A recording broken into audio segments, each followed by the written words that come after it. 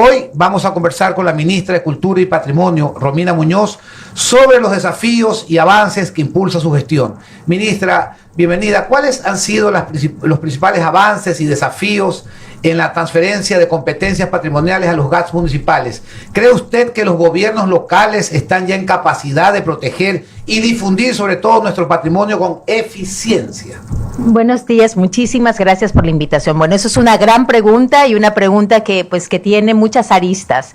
Primero porque el Estado invierte 179 millones a través de transferencias de competencias en temas culturales y patrimoniales y que lamentablemente no han sido muy bien gestionados y atendidos de parte de los gobiernos autónomos descentralizados, y no lo ha sido por la falta de continuidad, por la falta de articulación con las políticas públicas vigentes, por una falta de sensibilidad y reconocimiento sobre la importancia que tiene la cultura para el desarrollo de una sociedad y de una sociedad segura, porque la cultura es seguridad también, o sea, los lugares que están ocupados, el buen uso del tiempo libre garantiza seguridad, y por lo tanto la cultura es fundamental porque es la que da esa posibilidad, esa oferta de espacios, de actividades para que jóvenes, niños, adultos puedan invertir bien en su tiempo libre.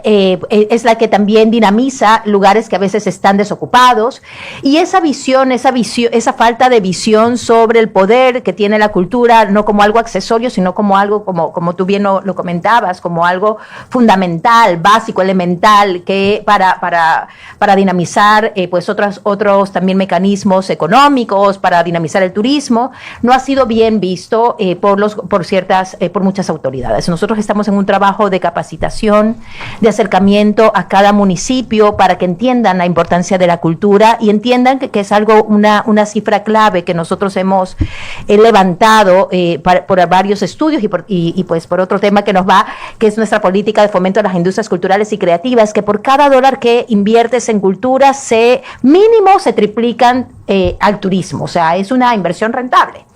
Es una inversión rentable y que necesita ser mejor explorada, pero lamentablemente los gobiernos autónomos no han hecho ese trabajo, también por la falta de diálogo con el Ministerio de Cultura y Patrimonio. El Ministerio de Cultura y Patrimonio es el ente rector de política pública, da unos lineamientos, y la idea es que los gobiernos autónomos descentralizados, con esos lineamientos, utilicen los recursos que se les asigna, 179 millones, que es muchos recursos. Ministra, muy buenos días. Una pregunta con respecto a esos 179 millones. Uno a veces ve en las noticias que ciertos municipios de cantones, a veces periféricos, o digamos cantones de todo el país, organizan conciertos, pachangas. ¿Eso se hace con este dinero o lo hacen con otros fondos? Y si es así, ¿cómo se controla eso? Porque a ver, puedo estar equivocado, pero me parece que hay una mejor forma de utilizar los fondos que en conciertos de salsa. O sea, no lo sé, pero me da la impresión que en un país con tantas necesidades puede no ser el caso, ¿no? Así es, ese es justamente el reto que tenemos. Efectivamente, estos fondos, ese ha sido uno de los problemas, que los fondos cuando se transfieren de forma licuados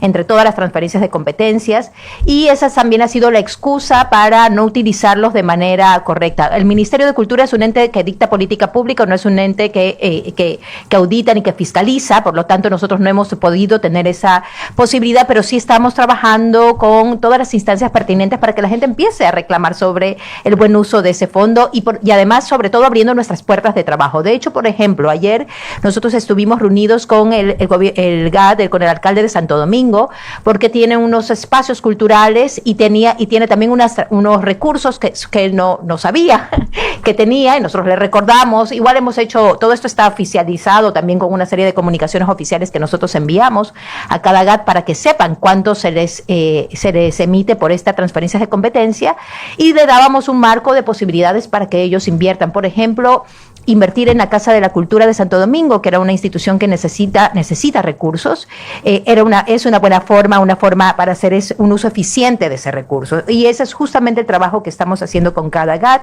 Asimismo, con el alcalde de Guayaquil, en la alcaldía de Guayaquil también hemos querido tener muchas instancias de acercamiento para poder saber qué hace con los 40 millones que recibe solo para el Cantón Guayaquil, que es más que el recurso que recibe el Ministerio de Cultura y Patrimonio a nivel nacional, para poder pues generar un plan integral de cuidado a favor de la ciudadanía para dinamizar la cultura del puerto, pero bueno, todavía no hemos tenido respuesta, pero estoy segura que pronto se abrirán puertas de diálogo para poder pues encaminar de mejor manera un plan estratégico en conjunto, donde el CAT invierta sus recursos, el ministerio también invierta los recursos que tiene y por supuesto llamar al sector privado para que también lo haga. Ministra, muy buenos días, bienvenida a Punto de Orden. María Sol Pons le saluda. Qué maravilla hablar de cultura. La verdad es que la cultura es un elemento sistémico para el crecimiento de la población. La cultura nos lleva lejos de la violencia, la cultura nos lleva lejos de la ignorancia, la cultura nos lleva muy cerca de la reflexión. Y sobre eso yo quiero preguntarle, ¿cuáles son las mayores potencialidades que tiene el Ecuador culturalmente? Podemos hablar ancestralmente de la historia y pues sí, pero también la cultura tiene que tener una visión comercial de cómo ella se proyecta al mundo, cómo engancha con los más jóvenes, cómo traducimos o cómo trasladamos esta visión cultural con respecto de nuestra cotidianidad. Cuéntenos cuál es el sector que más interesa a la ciudadanía, a los proyectos, al mercado. Bueno, hay muchísimos sectores. Ahora estamos muy contentos. Está próximo también a hacer el Festival de Cannes, donde pues el Ministerio de Cultura y Patrimonio del Ecuador va a tener una participación. Esto es el Festival de Cine, es un mercado audiovisual y tenemos también que esto es uno de los grandes logros. De hecho, que el presidente Daniel Noboa, cuando era asambleísta, empujó la Ley de Transformación Digital y en esa Ley de Transformación Digital estaban contemplados los certificados de inversión audiovisual para que el Ecuador se promueva como un destino fílmico y entonces eso ya ha sido aprobado, tenemos toda la normativa actualizada porque se había aprobado en la gestión anterior, pero faltaba de actualizar una normativa para que esto se concrete, se aterrice y esto ya ha sido logrado. De hecho, ya emitimos nuestro primer certificado de inversión audiovisual. Eso quiere decir que hay recursos de productoras extranjeras que ingresan al país y se asocian con una productora local y que ellos pueden deducir pues impuestos de esa inversión. Entonces eso es importante porque dinamiza la economía y es pues recursos directos que se inyectan al país y que no es solo al ámbito a los productores local, sino que a todo lo que esto implica pues obviamente todo el sistema hotelero, la contratación de técnicos, así que estamos hablando la reputación del Estado, exacto, claro, del país me refiero. Es muy importante y además por supuesto tiene que ver con un tema de soberanía visual, porque sé que esto implica de que el Ecuador va a estar representado visualmente y esto dinamiza el turismo. De hecho, pues hay estadísticas que muestran que cuando sale una zona en Netflix o en alguna, pues la gente quiere ir a conocer ese lugar donde fue filmado tal película o tal serie, así que eso es justamente lo que estamos esperando para fomentar la economía, el turismo ecuatoriano, y tenemos un país maravilloso, un país está muy bien conectado, con unas zonas turísticas y paisajísticas increíbles, y en eso, ahí hay otro ámbito que también es muy importante explorar, que nosotros tenemos 10.000 sitios arqueológicos en este país, 10.000 sitios arqueológicos, y muy pocos conocemos sobre ellos. Ahora mismo nosotros estamos invirtiendo en Palanda, en Zamora, esto es al sur del Ecuador, donde se encontró la primera evidencia de cacao, de domesticación de cacao en el mundo. Ahora, además que en un gran momento donde el cacao es uno de nuestros productos de exportación estrellas, y estamos invirtiendo a través del Plan Binacional con Perú en exploración de este sitio. Yo les recomiendo conocer Palanda, es un sitio magnífico, pero tenemos tesoros como estos que tienen que ser mejor difundidos y la inversión que estamos haciendo tiene que ver con eso, tiene que ver con no solo hacer un levantamiento arqueológico de la zona, sino también que esté acompañado de un programa educativo para poder difundir de mejor manera este tesoro y este maravilloso legado. Señora ministra, uno de los proyectos más ambiciosos es el Museo Nacional del Ecuador. ¿Cómo garantizará su ministerio que esta obra no solo sea un edificio imponente, sino un verdadero centro de preservación, identidad y acceso cultural para todos los ecuatorianos? Bueno, ahí tenemos muchísimos retos. Este sí es uno de los proyectos más ambiciosos, es una deuda histórica porque el Museo Nacional existe. El Museo Nacional se creó en 1969 con el Banco Central en Quito, pero no ha tenido un espacio propio, no ha tenido un edificio propio adecuado para su la difusión de sus reservas. Nosotros tenemos unas reservas riquísimas que tienen pues desde metales, bienes coloniales, republicanos, son 2.4 millones de bienes que tenemos y que poco han sido difundidos. Tenemos pasaportes originales, por ejemplo, de Humboldt. Tenemos una documentación muy importante que necesita ser apropiada por la ciudadanía, porque para eso está. Nosotros solo los cuidamos por ustedes, pero son los ciudadanos, son los ecuatorianos los que son dueños de ese tesoro nacional.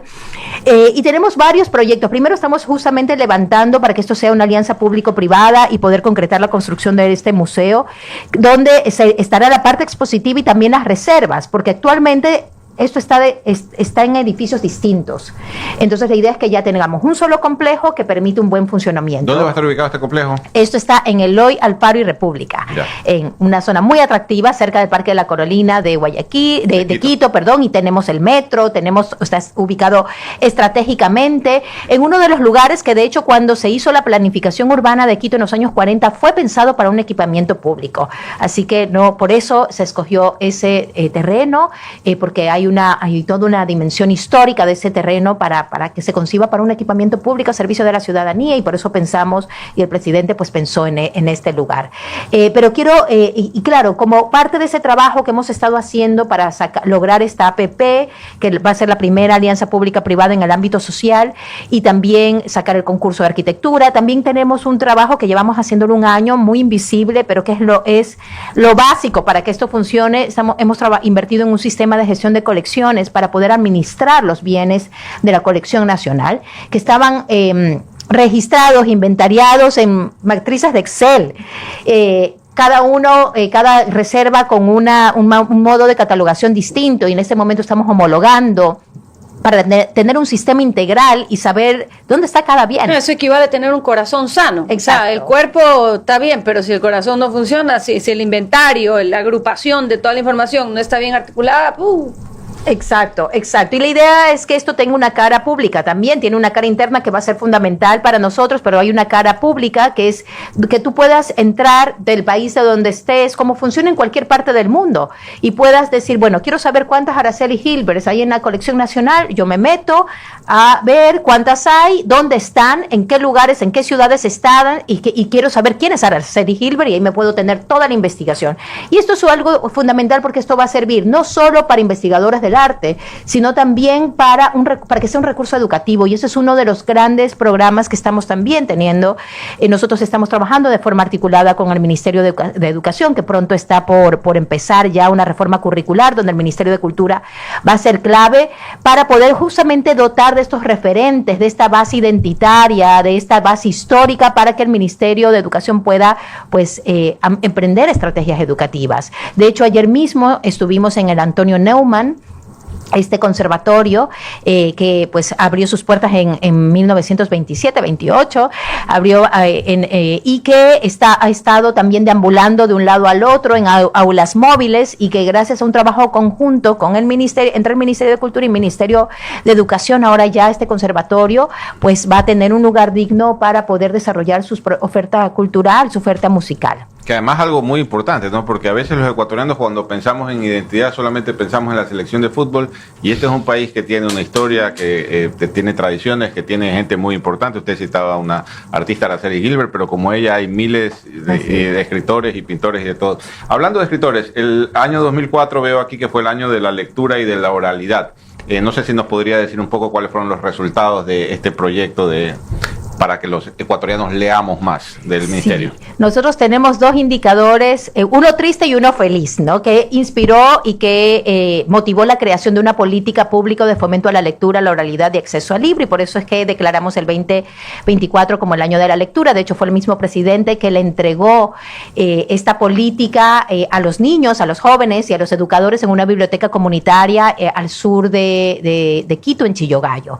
El indicador triste es que tenemos que el ecuatoriano lee un libro y medio al año, en promedio, que está por debajo de la regional, que son 3 libros al año, y el indicador feliz es que aquí el Estado ecuatoriano ya ha invertido varios planes y políticas de fomento de la lectura, pero en el ámbito académico.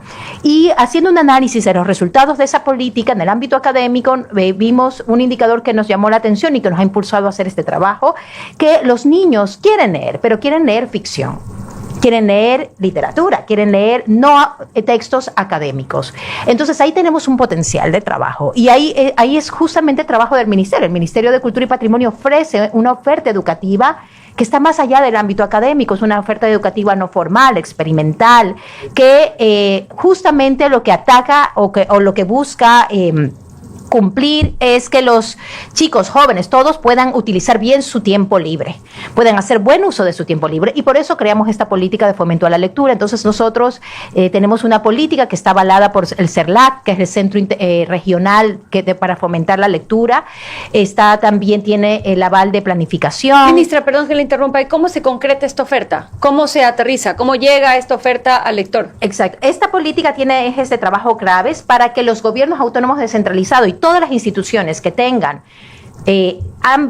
recursos en cultura puedan invertir ya sus recursos con lineamientos claros. Entonces nosotros tenemos ahí una serie de objetivos con ejes de trabajo clave para poder trabajar de manera conjunta. ¿Y qué hemos hecho para esto? Nosotros hemos abierto ludobibliotecas en los espacios culturales, hemos recuperado una infraestructura abandonada, readecuándola para fomentar la lectura en los más pequeños. Hemos hecho líneas de fomento dirigidas para dinamizar el ámbito de la lectura, la oralidad y el libro. De hecho, el año pasado invertimos más de $800,000 en fondos concursables no reembolsables para que gente del sector editorial pueda concursar y hacer uso de estos recursos y así dinamizar el campo, pero sobre todo el proyecto que más nos tiene como muy, muy contentos y que de hecho ya estamos pronto, el 14 de mayo abrimos nuestra quinta ludobiblioteca, este proyecto de ludobibliotecas donde nosotros recuperamos una infraestructura que ha estado abandonada y la adecuamos con material lúdico especializado para fomentar justamente la mediación lectora en jóvenes y niños. De hecho, en el MAC hay una ludobiblioteca, en Babahoyo también, en la Casa de la Cultura de Babahoyo, lo que recuperamos una bodega. Ministra, sí. Mire, un oyente dice, Andrés Chávez, dice, ¿cuál es la campaña o la propaganda para visitar los museos o parques arqueológicos? ¿Vale la pena una promoción para enterarnos más de lo que promueven?